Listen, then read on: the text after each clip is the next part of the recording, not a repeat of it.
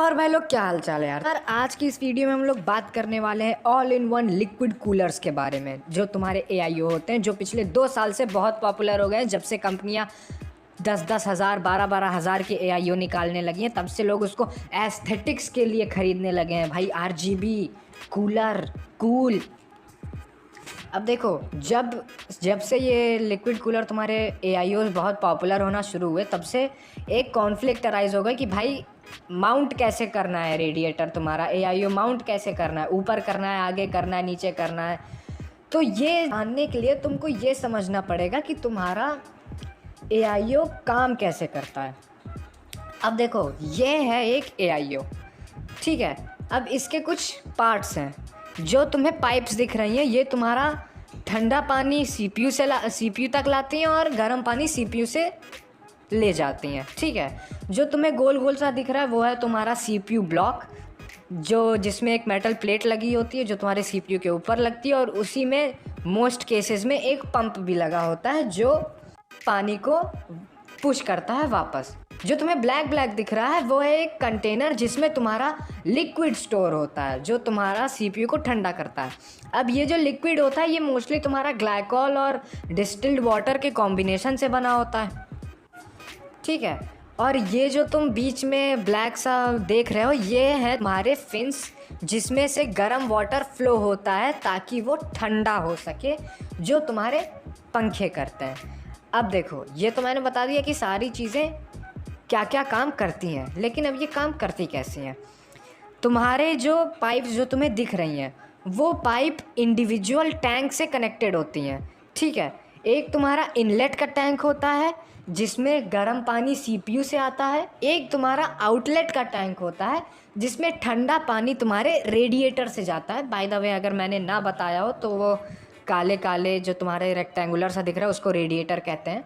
तो वहाँ वो ठंडा पानी भेजता है आउटलेट टैंक से, ठीक है।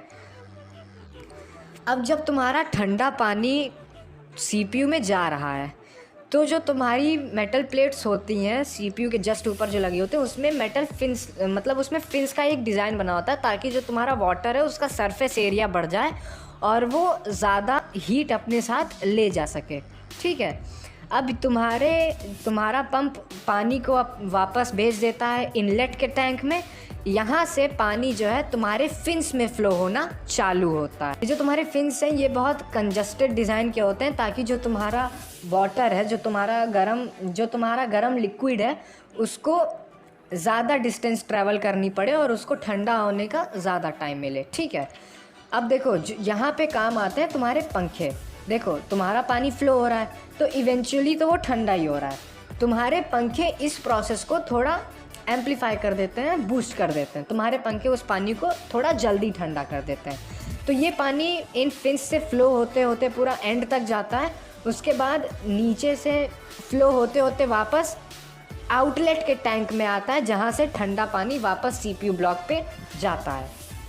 और ये साइकिल ऐसे ही रिपीट होती रहती है। इसीलिए एआईओ को एक क्लोज्ड लूप लिक्विड कूलर भी कहा जाता है, ठीक है। ये वैसे कोई काम की चीज़ नहीं थी, लेकिन मैंने बता दी। अब देखो, अब बात आती है कि भाई रेडिएटर माउंट कैसे करना है। तो जो रेडिएटर माउंटिंग की सबसे बड़ी प्रॉब्लम होती है, वो यही होती है कि लोगों को डर लगता है भाई सीपीयू ब्लॉक में या तुम्हारे पंप में एयर ना चली जाए। अब एयर से क्या होगा? तो भाई एयर से होता ही है, जो तुम्हारा पंप होता है वो वाटर को पुश या वाटर को पुल करने के लिए बना होता है। अब जब उसमें हवा डालोगे तुम, उसको सफिशिएंट वाटर नहीं मिलेगा, ठीक है, तो उसका लाइफ स्पैन कम हो जाएगा, क्योंकि उसे वाटर खींचने के लिए या वाटर वापस भेजने के लिए उसको बहुत टाइम लग रहा है, ठीक है, बहुत एनर्जी लग रही है, बहुत उसको पावर लग रही है, तो उसका लाइफ स्पैन कम हो जाता है। इस वजह से एयर पंप में नहीं जानी चाहिए। अब जब तुम्हारा लिक्विड कूलर मार्केट से ब्रांड न्यू नया आता है, तो उसमें जनरली कोई एयर नहीं होती है। अगर होती भी है तो 2% एयर होती है तुम्हारी। लेकिन जब तुम्हारा काम करता है ये एआईओ, तो धीरे धीरे अब तुमको पता होगा कि जो गर्म पानी होता है वो इवेपोरेट करता है।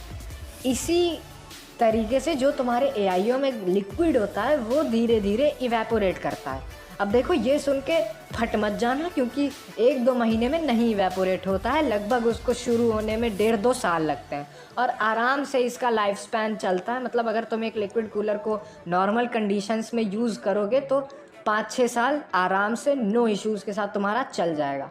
अब भाई अगर तुम्हें सीपीयू जला देना है, अपना ओवरक्लॉक कर करके रेडिएटर में आग लगा देनी है, तो भाई क्या ही बोलें। लेकिन फिर भी 3-4 साल तो फिर भी चल ही जाना चाहिए वर्स्ट केस सिनेरियो में, अगर तुम्हारे पंप में हवा नहीं जा रही है तो भाई अब पंप में हवा जाती कैसे है? देखो, तुमने एक खाली बोतल देखी होगी, जब उसमें पानी नहीं भरा होता है तो उसमें हवा भरी होती है, ठीक है। सिंपल साइंस, फिज़िक्स, जो भी कहना है कह लो, फिज़िक्स, ठीक है। अब देखो, जब तुम उसमें पानी भर दोगे तो जो हवा होगी वो ऊपर चली जाएगी। मतलब जितना पार्ट खाली रहता है बॉटल में उतने में तुम्हारी हवा भरी रहती है, बाकी में तुम्हारा लिक्विड भरा रहता है। अब भाई ऐसा तो है नहीं कि तुम्हारी हवा, मतलब कैप के नीचे पानी भरा हुआ है, उसके नीचे हवा है, ऐसा तो नहीं होता है ना। हवा तुम्हारे कंटेनर के हरदम टॉप पे रहती है, ठीक है। तुम बोतल टेढ़ी कर लो, उल्टी कर लो, फिर भी हवा अपना वे टॉप तक बना लेती है। यही सेम चीज़ रेडिएटर्स में भी होते हैं। जो तुम्हारे रेडिएटर होते हैं वो एक तरीके से तुम्हारे लिक्विड का कंटेनर ही है, ठीक है। अब देखो, जब इसमें हवा आना चालू होती है, जब तुम्हारा इवेपोरेट करता है और हवा एक्सचेंज होती है लिक्विड से तुम्हारे, तो जो हवा होती है वो लूप के जो हाईएस्ट पॉइंट होता है लूप का, वहाँ चली जाती है। अब देखो, लूप के हाईएस्ट पॉइंट में हवा जा रही है और तुम्हारे पंप में हवा जानी नहीं चाहिए, तो सिंपल सी बात है, तुम्हारा पंप लूप का हाईएस्ट पॉइंट नहीं होना चाहिए। अब इसका क्या मतलब है? तो भाई सीधी सी बात है, जो तुम्हारा रेडिएटर है वो तुम्हारे पंप के ऊपर होना चाहिए, ठीक है।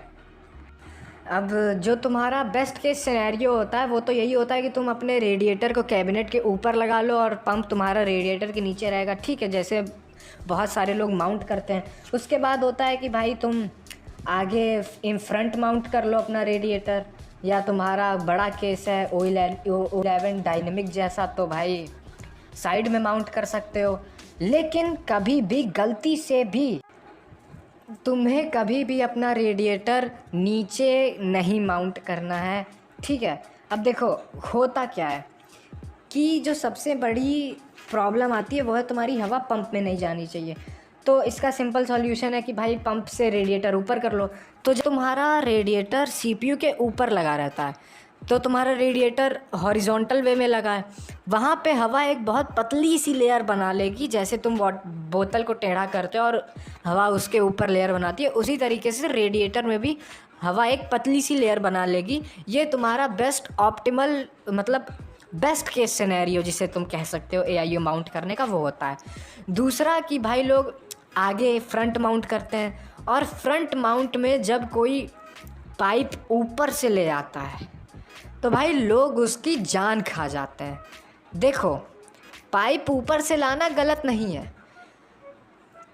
कब गलत नहीं है? जब तुम्हारे पास कोई और ऑप्शन ही ना बचा, मतलब तुम ऊपर रेडिएटर माउंट नहीं कर सकते और तुम्हारे पाइप इतनी लंबी नहीं है कि वो नीचे जा सकें केस के, ठीक है। उस केस में तुम ऊपर माउंट कर सकते हो, तुम्हें कोई प्रॉब्लम नहीं होगी। प्रॉब्लम होती कब है ऊपर माउंट करने से? जब देखो, जब तुम्हारी हवा भरी होती है, मतलब जब तुम्हारी थोड़ी सी भी एयर होती है, तो तुम्हारा वो हाईएस्ट पॉइंट ऑफ लूप पे जाती है। अब जब तुम्हारी पाइप्स ऊपर से आ रही हैं तो हाईएस्ट पॉइंट ऑफ लूप तुम्हारे टैंक्स बन जाते हैं, जो इनलेट और आउटलेट के टैंक्स होते हैं, ठीक है। अब देखो, जो तुम्हारी हवा है वो हमेशा इनलेट के टैंक में होगी, यानी कि वो टैंक जहाँ से सीपीयू में से गर्म पानी आ रहा है, ठीक है। क्योंकि अगर हवा होगी भी, पंप उसको पुश कर देगा इनलेट में, ठीक है।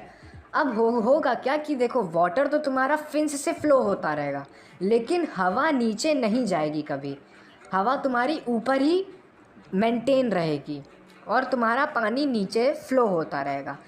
इससे क्या होगा? इससे तुम्हें नॉइज़ इशू आ सकते हैं, तुम्हें गुरुड़ गुरुड़ गुरुड़ ऐसे आवाज़ सुनाई दे सकती है बबल्स की, ठीक है। तो ये तुम्हें अवॉइड करने के लिए तुम्हारी पाइप्स नीचे होनी चाहिए। जब तुम रेडिएटर उल्टा कर दोगे तो जो दूसरा एंड है रेडिएटर का, वहाँ पे हवा तुम्हारी लेयर बना लेगी।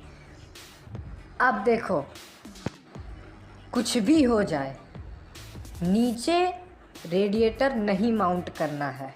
अगर तुम चाहते हो कि हाँ भाई रेडिएटर चले, अब अगर तुम भाई अंबानी हो, अमीर हो, हाँ 2 साल में बदल लेंगे, हमको सिर्फ एस्थेटिक्स चाहिए, हमको फ़र्क नहीं पड़ता, तो भाई तुम उस केस में लगा सकते हो रेडिएटर, नीचे भी लगा लो। लेकिन अगर तुम्हें अपने पंप की सेफ्टी चाहिए कि भाई हाँ जितना चलना है उतना चले, उससे आगे तक चले, तो भाई ऑप्टिमल वे होता है कि ऊपर लगा लो। ठीक है, तो इसी के साथ भाई अगर वीडियो हेल्पफुल लगी हो तो लाइक कर देना, ना लगी हो तो डिसलाइक कर देना, कुछ गलती हो गई तो कमेंट में बता देना। तब तक के लिए टेक केयर, बाय बाय।